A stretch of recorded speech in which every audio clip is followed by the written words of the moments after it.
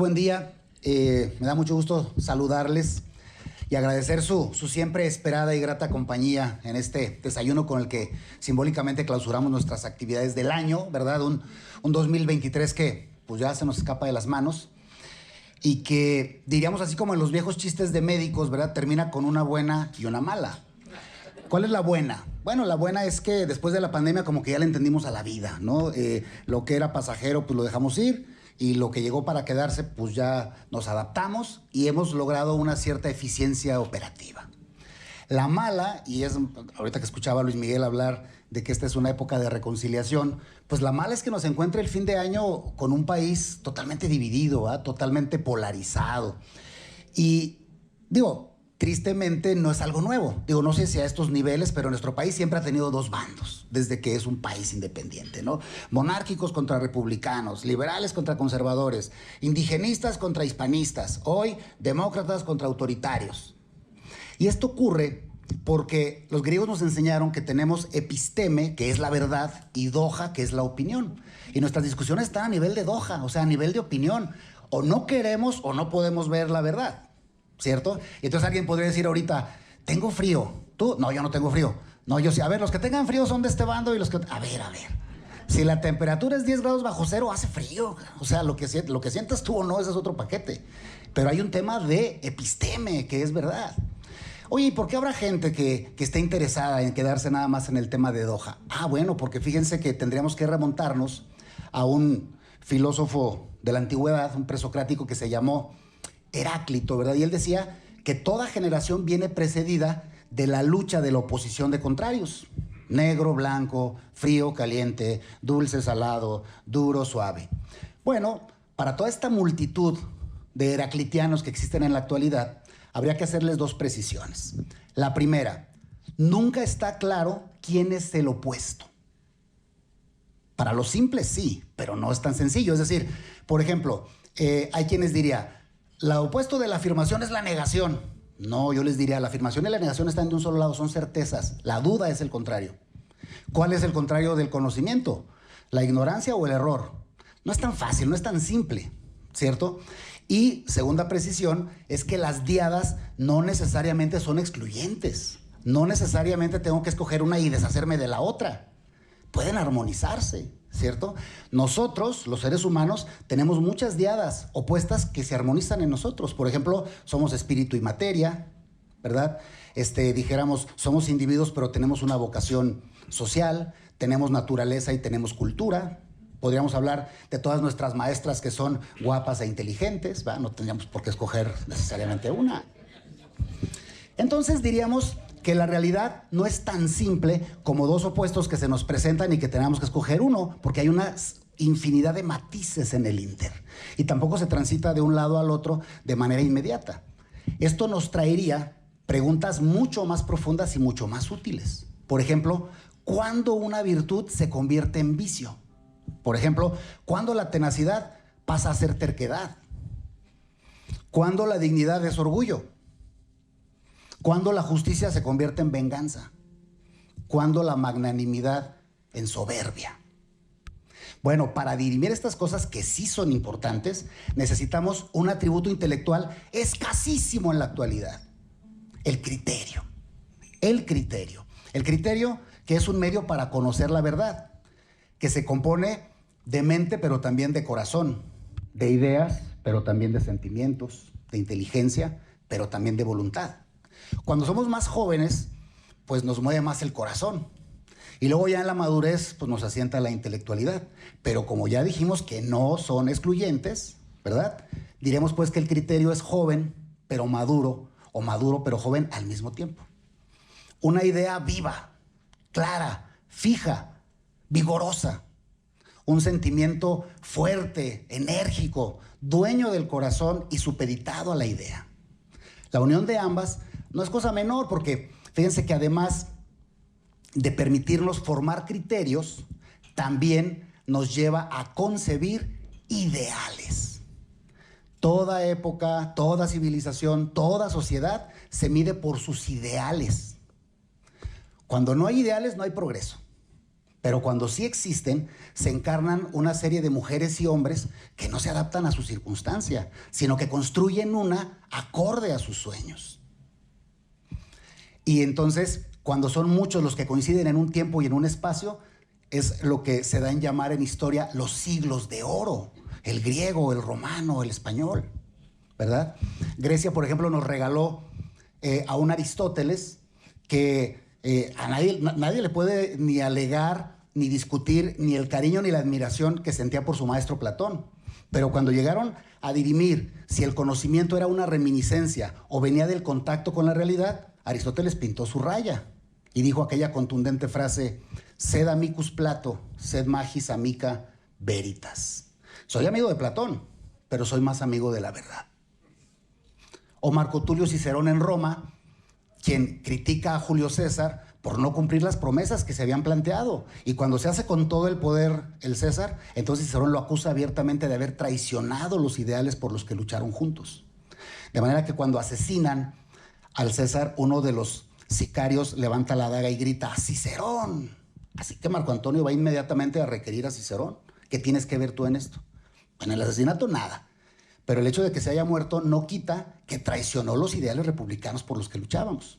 Así que entonces Cicerón también es asesinado, ¿verdad? Lo estrangulan, queda con la lengua de fuera, exponen su cabeza en el Senado y Fulvia, la entonces mujer de Marco Antonio, acuérdense que Marco Antonio tuvo su affair con Cleopatra luego, ¿va? Le clava alfileres en la lengua. ¿Cómo osó decir la verdad? En España, el rey Alfonso XIII nombra a don Miguel de Unamuno rector de la mítica Universidad de Salamanca. Y desde ahí don Miguel dice: el rey le miente a los súbditos, no cumple con lo que promete. Así que le mandan decir: oye, ¿quién te dio el puesto, hombre? Como dirían los políticos de ahora, no pago para que me peguen. Don Miguel dice: mi compromiso es con la verdad. Así que el rey no solo lo destituye, sino que lo destierra. Viene la revuelta y ahora se instala la Segunda República en España. Llega el presidente Manuel Azaña y en este simplismo que dirían algunos de los opuestos, dice: pues se atacó al rey, entonces es de mi lado. Se lo manda a traer, lo reinstala como rector de Salamanca y desde la rectoría otra vez don Miguel dice: ya no el rey, ahora el presidente. Engaña ya no a los súbditos, ahora el pueblo. ¿Va? No cumple lo que promete y además con el añadido de la violencia. Así que el presidente le manda a decir: bueno, pues, ¿qué onda contigo? Y también lo destituye. O sea, de todos modos, Juan, te llamas, pues. Y alguien diría: oye, Salvador, pero pues eso de los ideales no está padre, porque mira, uno perdió a su amigo, el Aristóteles. Cicerón perdió la vida y Unamuno perdió la chamba. Bueno, a lo mejor en lo temporal puedes perder, pero les garantizo que contemporáneos a Aristóteles hubo cantidad de intelectuales que se traicionaron a sí mismos y que están olvidados por la historia. Que junto con Cicerón hubo cónsules para dar y repartir, que se vendieron al poder y que no los recordamos en la actualidad. Ha habido más de 200 rectores en Salamanca, ninguno tan luminoso como don Miguel de Unamuno. Los ideales te vinculan a la trascendencia, te vinculan a la eternidad. Ahora bien, cuando no los tenemos, ahí sí tenemos líos, porque la mediocridad se apropia de todo, ¿cierto? El arte se convierte en oficio, la ciencia en comercio, la filosofía en instrumento, surge la ambigüedad, la confusión, la polarización. Se siguen a personas, no a ideas, se gritan proclamas, no verdades, y se trata de reducir la realidad objetiva a mis intereses subjetivos. Es decir, la episteme a la doxa. ¿Y qué podemos hacer nosotros desde la docencia? Yo creo que mucho. Fíjense, para don José Ortega y Gasset, la función primordial, esencial de la universidad es convertir al hombre medio en una persona culta. Immanuel Kant habla del tránsito de la animalidad a la humanidad. Por eso dice: vivimos en la prisión de la naturaleza y la liberación nos la da la cultura. Fíjense, entonces cultura la entendemos como el sacudirte esa tosquedad, esa rudeza de la naturaleza originaria. Hay de hecho en el latín una palabra que es ex, de ya no, rudio, aquel que dejó de ser rudo. De ex rudio deriva erudio y de ahí erudito. Hoy esa palabra la entendemos para describir a una persona que sabe mucho, pero simple y llanamente es aquel que dejó de ser rudo, que se hizo culto, pues, en pocas palabras. Quizá con lo que voy a decir a continuación algunos se paren a bailar o quieran o tengan la intención de hacerlo. Conste que yo ni voy a cantar ni voy a decir nada rítmico, pero sé que cada quien trae su música por dentro. Fíjense, el Santo, el Cavernario, Blue Demon y el Bulldog. Bueno, el Cavernario y el Bulldog fueron rudos toda la vida, como no podía ser menos con esos nombres. Pero el Santo y Blue Demon dejaron de ser rudos. En estricto sentido los podríamos calificar como eruditos. Nótese que hablamos de cultura, no de instrucción nada más, porque no podemos mirar de soslayo o ignorar nuestra actualidad que presume de una cobertura educativa casi universal y una sociedad que cada vez más cae en el salvajismo y en la barbarie. Extrañamos esa formación integral en las familias que hacía pronunciar al gran Chesterton cuando caminaba por el norte de España, a donde no llegaba la instrucción pública, pero sí la familiar, esa contundente frase de ¿qué cultos son estos analfabetas? ¿Qué cultos son estos analfabetas? Por eso hablamos de cultura, ¿cierto? Entonces, en las sociedades tan complejas, tan divididas, la única manera de progreso es a través de altas dosis de cultura. No más, no hay otra salida. Creo que un ejemplo clásico puede ser la Escuela de Traductores de Toledo, aquella ciudad toledana de la Reconquista donde cohabitan judíos, musulmanes y cristianos. Y mientras en otras partes se matan, ahí se juntan todos y empiezan a traducir sus textos, ¿verdad? Entonces Maimónides, el judío, es traducido al árabe y es traducido al latín.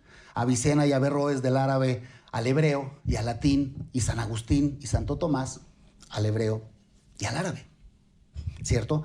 No es casualidad que don Gabriel Said decía que la cultura es ante todo diálogo, es ante todo conversación.